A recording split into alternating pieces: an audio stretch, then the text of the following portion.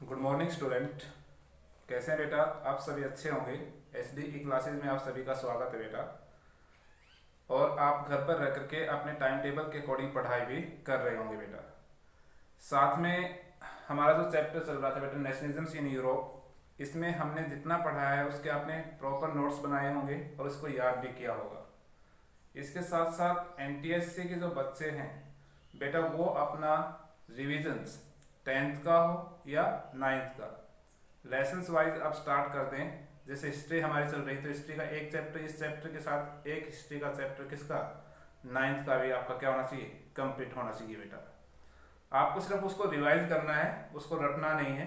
पढ़ने के बाद आप में एक कॉन्फिडेंस हो कि भी हमें ये याद है। आप बाकी उसमें कोई चिंता करने की कोई बात नहीं है। साथ में बेटा आज हम जो टॉपिक स्टार्ट कर रहे हैं, आप देख रहे हैं unifications of the Italy. Unifications of the Italy जो आपके पास जो बुक है, उस बुक में आप ओपन करेंगे तो उसमें आप पाएंगे बेटा, इसमें देखिए जो स्टार्टिंग्स हम बात करते हैं, जब 1858 से मीन्स जब इटली का यूनिफिकेशंस नहीं हुआ था, उससे पहले इटली डिफरेंट स्टेट में क्या थी, डिवाइड थी। और आफ्टर यूनिफिकेशंस जो इटली का मैप है वो आपको यहाँ दिखाई दे रहा है। तो मीन्स यहाँ पर बेटा देखिए, आप जाने तो बेटा यूरोपियन जो स्टेट थे हमने पढ़ा था, डचेज, किंगडम्स, और बेटा हम बात करते हैं कैंटिनो में डिवाइड्स थे।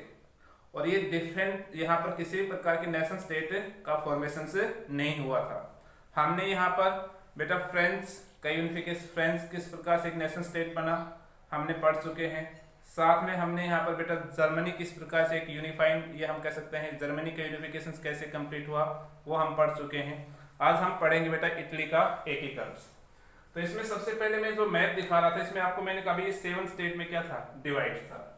जब बेटा इटली का एकीकरण नहीं हुआ था तो इटली 7 स्टेट में क्या था, डिवाइडेड था, 7 राज्यों में बटा हुआ था। इन 7 स्टेट में सिर्फ सार्डिनिया पिनमार्क जो हम बात करते हैं, जो आपको इसमें दिख रहा है येलो कलर में, ये सार्डिनिया पिनमार्क स्टेट है। इसी पर इटालियंस जो हम बात करते हैं राजघराने का क्या था, शासन था। इन 7 राज्यों में सिर्फ सार्डिनिया पिनमार्क जो राज्य स्टेट है उस पर इटालियंस राजघराने का क्या था, शासन था। तो मीन्स सार्डिनिया पिनमार्क जो स्टेट है उसने बेटा इटली के यूनिफिकेशन में इसका मेन रोल रहा इस स्टेट का। जो इन 7 स्टेटों में सबसे जो मेन रोल रहा वो सार्डिनिया पिनमार्क का रहा, और इसी स्टेट ने बाकी स्टेटों को बेटा क्या यूनिफाइड इटली में इंक्लूड किया। इसमें अगर हम बात करते हैं, नॉर्थन इटली है ये बेटा ऑस्ट्रिया के अधीन थी, जबकि साउथ इटली है वो बेटा स्पेन के अधीन थी। यहां पर हम बात कर रहे हैं नॉर्थ इटली जो ऑस्ट्रेलिया के अधीन थी, और जो साउथ है बेटा वो किसके अधीन, स्पेन के अधीन थी। यहां जो काउर मैंने लिखा था, इटालियंस हम बात करते हैं, जिसमें काउर है बेटा वो सार्डिनिया पिनमार्क जो स्टेट है उसके चीफ मिनिस्टर्स थे, और इन्होंने बेटा इटली के यूनिफिकेशन क्या किया था, कंप्लीट किया था। इस वजह से काउर को बेटा हम बात करते हैं इटली के यूनिफिकेशन का आर्किटेक्ट कहा जाता है। काउंट कैलिमो डी काउर्स थे, वो बेटा सार्डिनिया में पिनमार्क जो स्टेट है उसका क्या था, चीफ मिनिस्टर था। और इसने बेटा इटली का एकीकरण कंप्लीट किया। इस वजह से इसे इटली के जो काउंट कैलिमो डी काउर्स को इटली का यूनिफाइड इटली का क्या आर्किटेक्ट कहा जाता है।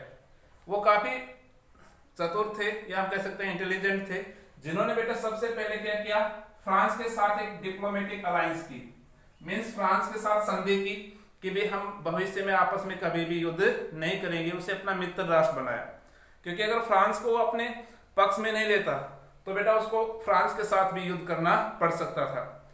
फ्रांस के मित्र बनाने के बाद उसने बेटा 1859 में किसको, ऑस्ट्रिया को हराया काउर ने, और बेटा ऑस्ट्रेलिया के अधीन जो नॉर्थन इटली के जो आर्ट्स थे वो उनसे छीन ली। फिर उसने बेटा स्पेन पर अटैक किया, और स्पेन से साउथर्न इटली के जो स्टेट हैं वो उनसे क्या कर लिए, छीन लिए। 1861 में हम बात करते हैं इटली का एकीकरण क्या हुआ, कंप्लीट हुआ। कब बेटा, 1861 में। और हमने पढ़ा था जर्मनी का कब, 1871 में। उस समय सार्डिनिया पिनमार्क के जो किंग थे बेटा विक्टर इलोमिनस सेकंड, बेटा उसको यूनिफाइड इटली का किंग डिक्लेयर किया गया। तो आपके सामने इसमें लेकिन इसका मेन रोल बेटा गैरिबाल्डी का भी रहा है। गैरिबाल्डी भी एक बेटा हम बात करते हैं समाज सेवी थे या रिवोल्यूशनरी या नेशनलिस्ट थे, जिन्होंने बेटा काउर की सेना थी उसके साथ उन्होंने अपने वॉलेंटियर्स के साथ स्पेन पर जब अटैक किया तो उसमें काफी सैनिकों की क्या की, हेल्प की। तो इस प्रकार से हम देख सकते हैं इटली के बारे में आपको ध्यान रखना होगा कि हमने सबसे पहले, अगर यहाँ जो मैंने लिखा है, इससे पहले हम किसके बारे में पढ़ चुके हैं, इटली के जो रिवोलेंटियर्स थे, कौन भी, जेस्पी मैत्सेनी के बारे में पढ़ चुके हैं, जिनका जन्म जिनेवा में हुआ था 1807 में हमने पढ़ा। उसने बेटा छोटी सी आयु में ही कार्बोनारी सीक्रेट सोसाइटी की मेंबरशिप हासिल की। 24 ईयर्स की एज में उसने बेटा लिगुरिया में रिवोल्ट्स में क्या किया, पार्टिसिपेट किया, जिससे उसको देश से निकाल दिया। इसके बाद उन्होंने टू सीक्रेट सोसाइटी का फॉर्मेशन किया, young Italy and young Europe. तो हम पढ़ चुके हैं इटली के एकीकरण में जेस्पी मैत्सेनी का भी मेन रोल रहा है। साथ में हम बात करते हैं, इसके बाद हम इसमें सिर्फ यही कहा जाएगा कि Giuseppe Mazzini was a famous revolutionaries of the Italy. साथ में हमने पढ़ा कि इटली है वो 7 स्टेट में डिवाइड थी। सार्डिनियन पिनमार्क स्टेट है, उसने बेटा इटली के एकीकरण में मेन रोल अदा किया। नॉर्थ इटली ऑस्ट्रेलिया के अधीन थी, जबकि साउथ इटली स्पेन के अधीन थी। जो सार्डिनियन पिनमार्क के जो चीफ मिनिस्टर थे बेटा कौन, काउट्स, उसने बेटा डिप्लोमेटिक अलायंस की फ्रांस के साथ, और बेटा 1859 में किसको हराया, ऑस्ट्रिया को हराया। ऑस्ट्रिया को हराने के बाद उसने स्पेन पर अटैक किया, और स्पेन पर अटैक करने के बाद जो साउथर्न इटली के पार्ट्स को जीता, और उसके बाद बेटा वो 1861 में उन्होंने इटली का एकीकरण क्या किया, कंप्लीट किया। और जो सार्डिनिया पिनमार्क के जो किंग थे विक्टोरियस इलोमेंस सेकंड, उनको बेटा यूनिफाइड इटली का किंग्स डिक्लेयर किया गया। तो इस प्रकार से इटली का एकीकरण क्या हुआ, कंप्लीट हुआ। फिर आपका बेटा अगला आ जाता है topic the stands case of Britain. Means Britain, जो आज हम बात करते हैं यूनाइटेड किंगडम्स जो स्टेट है, वो बेटा पहले इसका भी निर्माण नहीं हुआ था 18th सेंचुरी से पहले। ब्रिटेन जो देश है जिसने वर्ल्ड के डिफरेंट पार्ट्स पर अपना अधिकार किया था, एक पावरफुल जो कंट्री था, वो पहले बेटा इस कोई स्टेट था ही नहीं। ये भी आपको जान करके आश्चर्य होगा, 18th सेंचुरी से पहले। ब्रिटेन की बात करें तो बेटा ब्रिटेन कोई किसी प्रकार का कोई ब्रिटिश नेशन नहीं था। हमने कहा कि 18th सेंचुरी के पहले ब्रिटेन के यूनिफिकेशन इटली और जर्मनी के अकॉर्डिंग सडन चेंज नहीं था कि अचानक इसमें बेटा क्या हुआ, इनका यूनिफिकेशन हुआ। ये एक लॉन्ग प्रोसेस से क्या हुआ, इसका यूनिफिकेशन हुआ। पहले ब्रिटेन था बेटा वो different ethnic group means 3 state में क्या था, डिवाइड था, इंग्लिश, वेल्स और स्कॉट। ये 3 डिफरेंट स्टेटों में डिवाइड था। इन प्रत्येक स्टेट की अपनी पॉलिटिकल आइडेंटिटी थी, इनकी अपनी बेटा कल्चरल्स, ये हम बात करते हैं हिस्टोरिकल आइडेंटिटी थी। तीनों स्टेटों में जो इंग्लिश नेशन से बेटा वो टाइम्स के अकॉर्डिंग एक पावरफुल नेशन के रूप में इसका क्या हुआ, उदय हुआ, और उसने अपना इंपैक्ट स्कॉटलैंड जो है उस पर फैलाना क्या किया, स्टार्ट किया। इस प्रकार से स्कॉटलैंड और बेटा इंग्लिश नेशंस के बीच 1707 में यूनियन एक्ट, क्या यूनियन एक्ट एक संधि हुई। इस संधि के तहत स्कॉटलैंड को ब्रिटेन इंग्लिश नेशंस में क्या किया गया, इन्वॉल्व कर दिया गया, मिला दिया गया, और इस प्रकार से बनता है यूनाइटेड किंगडम्स का फॉर्मेशन होता है। धीरे धीरे स्कॉटलैंड की पॉलिटिकल आइडेंटिटी को क्या किया, हटाया गया। फिर भी स्कॉटलैंड के हाईलैंड एरिया में कुछ लोगों ने बेटा क्या किया, प्रोटेस्ट मार्च निकाले, लेकिन बेटा उनको दबा दिया गया ब्रिटिश सोल्जर्स द्वारा। और इस प्रकार से धीरे धीरे स्कॉटलैंड की आइडेंटिटी को समाप्त करके वहां पर बेटा ब्रिटिश नेशंस की आइडेंटिटी को क्या किया गया, इंप्लीमेंट किया गया। 1801 में आयरलैंड है उसको फोर्सली बेटा ब्रिटिश में क्या किया गया, यूनाइटेड किंगडम में मिला लिया गया, और इस प्रकार से यूनाइटेड किंगडम्स का क्या होता है, यूनिफिकेशन से कंप्लीट होता है। इसमें यूनिफिकेशन कंप्लीट होने के बाद बेटा ब्रिटिश पार्लियामेंट ने यहाँ कलेक्टिव आइडेंटिटी क्रिएट की, और इसमें उन्होंने बेटा न्यू फ्लैग्स बनाया जिसका नाम है बेटा Union Jack. Union Jack unified Britain का एक फ्लैग है, जैसे हमारे यहाँ का ट्रिकोलर्स फ्लैग है या फ्रांस का भी है। इसी प्रकार से बेटा यहाँ पर God save our Nobel king, जो हम बात कर रहे हैं पीछे पैराग्राफ में लिखा हुआ है यूनियन जैक और God save our noble kings, ये उन्होंने अपने नेशनल एंथम्स डिक्लेयर किया, ताकि पूरे जो इन तीनों स्टेट थे इनके मिलकर क्या बनता है, United State of Kingdoms, English, Wales और स्कॉटलैंड। इसको फिर से हम समझते हैं बेटा। देखिए हमने कहा ब्रिटेन का यूनिफिकेशन बाकी यूरोपियन स्टेट से क्या रहा, डिफरेंट रहा। पहले 18th सेंचुरी से पहले कोई ब्रिटिश नेशंस नहीं था। नंबर 3, ब्रिटिश नेशन से वो डिफरेंट एथनिक ग्रुप में क्या था, डिवाइड था, किनमें, इंग्लिश, वेल्स और स्कॉटलैंड। इनकी अपनी डिफरेंट पॉलिटिकल क्या थी, आइडेंटिटी थी। टाइम्स के अकॉर्डिंग बेटा हम बात करते हैं इंग्लिश नेशंस की पावर्स क्या हुई, इंक्रीज हुई, और उन्होंने यूनियन एक्ट के माध्यम से हम बात करते हैं स्कॉटलैंड को 1707 में इंग्लिश नेशंस में मिला लिया गया। धीरे धीरे ब्रिटिश पार्लियामेंट द्वारा स्कॉटलैंड की आइडेंटिटी को समाप्त किया गया और वहां पर ब्रिटिश आइडेंटिटी या ब्रिटिश रूल एंड रेगुलेशंस क्या कर दिए गए, इंप्लीमेंट कर दिए गए। 1801 में आयरलैंड को फोर्सली यूनाइटेड किंगडम्स में मिला लिया गया और इस प्रकार से यूनाइटेड किंगडम्स का जो हम बात करते हैं फॉर्मेशन क्या होता है, कंप्लीट होता है। उसके बाद इन्होंने अपनी कलेक्टिव आइडेंटिटी क्रिएट की।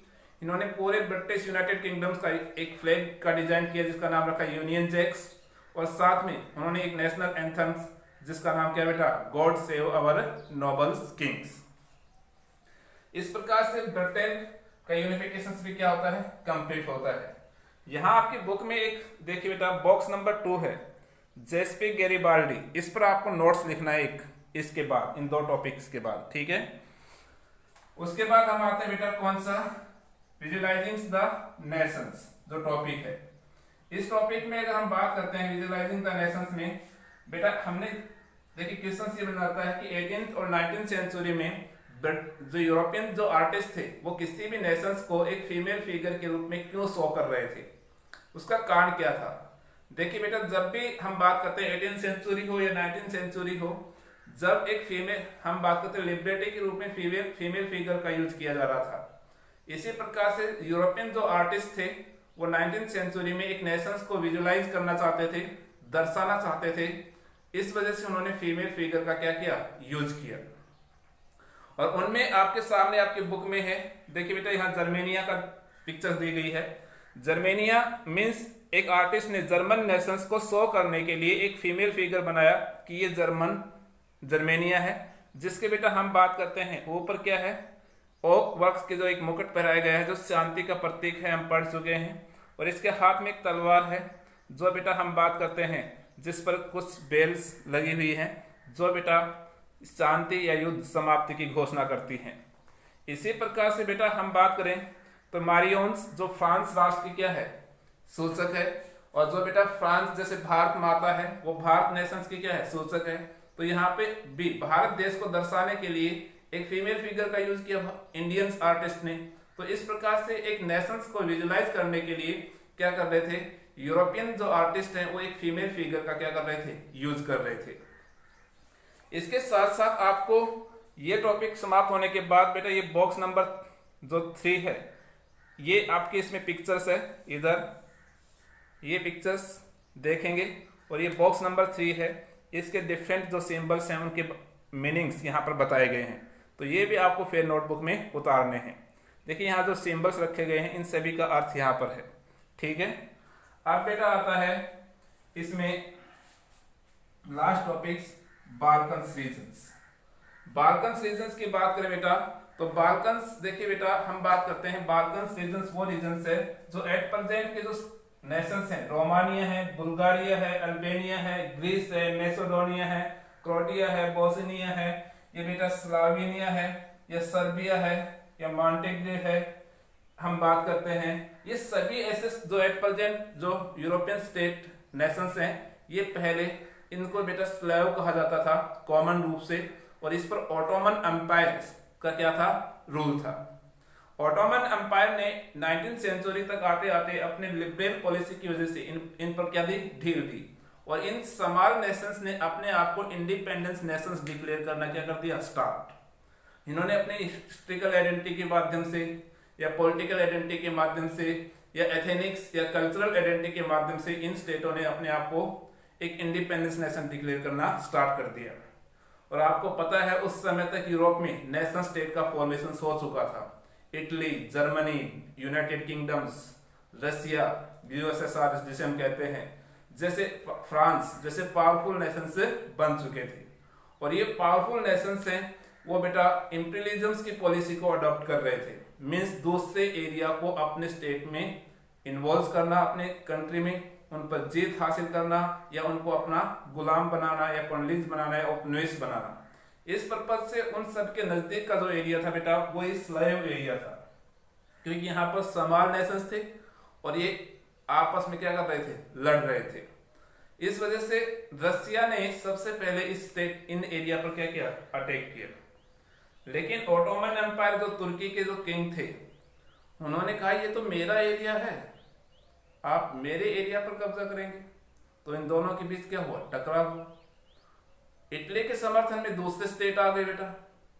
हम बात करते हैं उधर बेटा यूएसएसआर मीन्स रसिया के स्पॉट में दूसरे स्टेट आ गए, ब्रिटेन है, फ्रांस है, इस तरह के। उधर हम बात करते हैं तुर्की है, इटली है और जर्मनी है, वो एक तरफ हो गए। इस प्रकार से यहाँ दो गुट में बट गया यूरोपियन नेशंस। और ये स्टार्ट बेटा इसके साथ ही ये जो बाल्कन रीजन है ये पूरे यूरोप के लिए टेंशन का कारण बन गया। 1940 में जब ये वॉर स्टार्ट हुई तो लोगों ने लगा था कि ये कुछ दिन के लिए वॉर है, लेकिन ये वॉर कितनी 4 साल चली, जिसे हम कहते हैं फर्स्ट वर्ल्ड वॉर। बेटा प्रथम विश्व युद्ध है वो बाल्कन रीजन को लेकर के हुआ था, इसलिए इसे बाल्कन रीजन या हम कह सकते हैं बाल्कन रीजन ने किस प्रकार से पूरे यूरोप के लिए टेंशन का कारण बना। ये आपके एक्सरसाइज का लास्ट क्वेश्चन भी है बेटा। तो इस प्रकार से हम देखते हैं तो बेटा ये चैप्टर आज आपका क्या होता है, कंप्लीट होता है। और इसमें फिर भी कोई प्रॉब्लम रहती है तो मेरे पर्सनल व्हाट्सएप नंबर या मेरे फोन नंबर से आप मुझसे कांटेक्ट कर सकते हैं और इसकी तैयारी करें और इसके नोट्स भी बनाएं। धन्यवाद, थैंक्स।